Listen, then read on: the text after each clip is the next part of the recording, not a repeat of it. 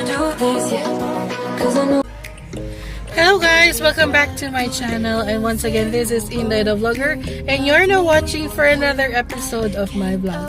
So karon guys, I'm on my way to Bugo City kay naami meeting with Cebuanos, but we'll also have marapod siya field inspection, and karon kay ni stop over sa amin somewhere in the Now Highway, and just to give you an update, na ay checkpoint entering the Now and entering Liluan. So gikan ko Lason, so from Lason, so you will be entering checkpoint, and then entering the Now na as a checkpoint, and then food chain like Jollibee, McDo, they are open, but they are good for dine out and drive through if ever nga wala mong sakit. So I'll let you see ang dalan or ang highway. So very ano siya guys, dili traffic, wala kayo'y sakyanan, wala kayo'y truck nga mga dagko, seldom ra kaayo, and pindot siya sa feeling, murag chill ra kaayo guys. So mara to siya, and then sa katong mga mabiyahe going north, I let you see kanang unsay dagan niya in terms of traffic. Okay, so keep on watching guys, and always keep safe. And if you haven't yet subscribed, please don't forget to click like, comment down below, click the subscribe button, and always ting ting ting ring the notification bell so that you will always be updated to my next video. Alrighty!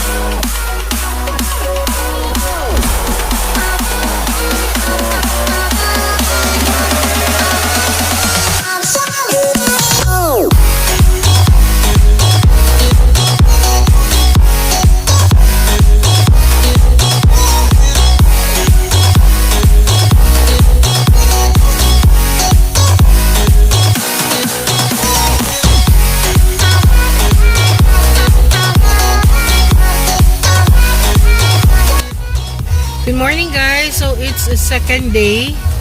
And karon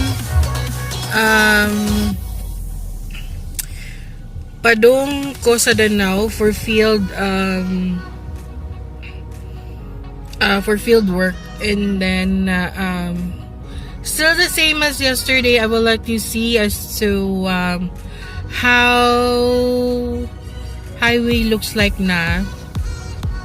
And yesterday really busy ang highway, and then nito sa feeling siya guys. Actually na-appreciate na ako nga these quarantine days na wala kay tao sa daan, dili traffic. I can really say nga nakaginhawa dyan si Mother Earth. So anyway guys, keep watching. I'll let you see day 2 on field.